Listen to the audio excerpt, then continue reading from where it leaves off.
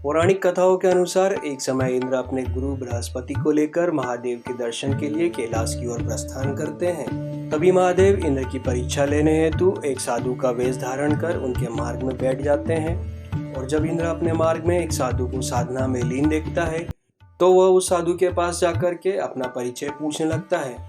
परंतु महादेव, जो कि इंद्र की परीक्षा लेने हेतु यहाँ पर प्रकट हुए थे, इसलिए वह इंद्र के कोई भी प्रश्नों का उत्तर नहीं देते।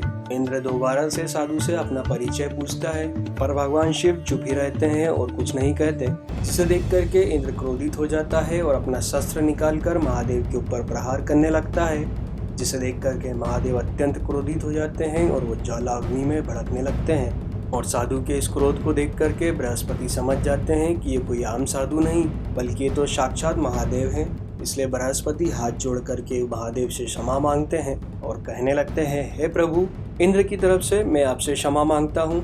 जिसे देख इंद्र भी महादेव से क्षमा मांगने लगते हैं। पर महादेव, जो कि भोले बाबा हैं, इसलिए वो उनकी क्षमा को स्वीकार करते हैं और अपनी क्रोधाग्नि को एक समुद्र में विलीन करते हैं।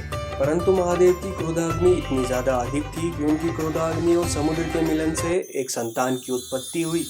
पर उस बालक के रोने की आवाज इतनी ज्यादा अधिक थी जिसे सुन पूरा ब्रह्मांड कांप उठा, जिसे सुन सभी देवता भयभीत हो जाते हैं और इस समस्या का हल पाने हेतु ब्रह्मा जी के पास पहुंच जाते हैं। जिसके बाद वो सृष्टि का पूरा हाल ब्रह्मा जी को सुनाते हैं और उसी के तत्पश्चात ब्रह्मा जी उस ध्वनि को सुनते हुए उस बालक के पास पहुंच जाते हैं। और जब ब्रह्मा जी ने उस बालक को अपनी भुजाओं में उठाया तो उस बालक ने ब्रह्मा जी की गर्दन को अपने भुजाओं से जकड़ लिया और उसने इतनी कस के जकड़ा कि ब्रह्मा जी के नेत्रों से जलधारा बहने लगी।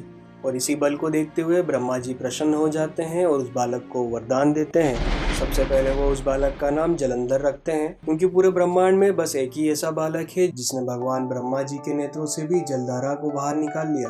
और उसकी शक्तियों को देख करके एक ऐसा वरदान भी दिया जिसकी वजह से उसे कोई भी इस संसार में क्षति नहीं पहुंचा सकता सिवाय महादेव के, क्योंकि वह महादेव का ही एक अंश है। और इतनी सारी शक्तियों को धारण कर समय के साथ वह बालक बड़ा होता गया। जिसके बाद ब्रह्मा जी की उपस्थिति में जलंधर का विवाह राक्षस राजा कालनेमी की पुत्री वृंदा से संपन्न हुआ। वृंदा इस संसार की महान पतिव्रता स्त्रियों में से एक थी और उसके धर्म को देखते हुए भगवान विष्णु ने उसे एक ऐसा वरदान दिया जिसमें वृंदा की मृत्यु से पहले कोई भी उसके पति को क्षति नहीं पहुंचा सकता।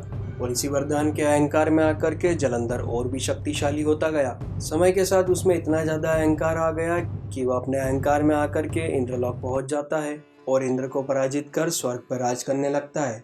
और इसी के साथ वो तीनों लोगों का स्वामी भी बन चुका है। वैसे भागवत कथा के अनुसार जलंधर इतना ज्यादा पापी और शक्तिशाली हो गया था कि यमराज खुद भी उससे बैर नहीं लेते।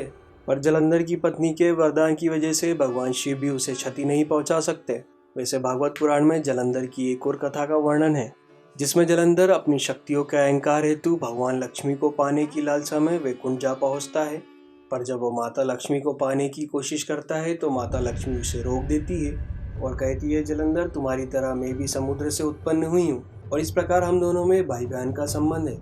माता के इस कथन को सुनकर के वो बहुत ज्यादा प्रभावित हो जाता है और वैकुंठ छोड़ देता है। पर उसकी लालसा अभी भी खत्म नहीं हुई, इसलिए वह कैलाश जा पहुंचता है, जहां जाकर के वो देवी पार्वती को प्राप्त करने का प्रयत्न करने लगता है। जिसे देख देवी अत्यंत ज्यादा क्रोधित हो जाती है और उनके क्रोध को देख करके शिव भी क्रोध में आ जाते हैं। उसी क्रोध में आकर के भगवान शिव जलंधर से दोबारा युद्ध करने लगते हैं, पर उसकी पत्नी के धर्म के अनुसार उसे कोई भी क्षति नहीं पहुंचा सकता, इसलिए भगवान शिव भी उसे पराजित नहीं कर सकते। पर उन दोनों में इतना भयंकर युद्ध होता है जिस वजह से पूरी पृथ्वी कांप उठती है, जिसे देख सभी देवता भयभीत हो जाते हैं और भगवान विष्णु के पास वैकुंठ जा पहुंचते हैं। जिसके बाद वो भगवान विष्णु से प्रार्थना करने लगते हैं, हे प्रभु, आप ही इस समस्या का हल निकालिए। जिसके बाद सभी देवी देवता मिलकर के एक ऐसी योजना बनाते हैं जिसमें भगवान विष्णु जलंधर का वेश धारण करके वृंदा के पास पहुंच जाते हैं, जहां पर वृंदा के सामने भगवान विष्णु जलंधर के वेश में प्रस्तुत होते हैं।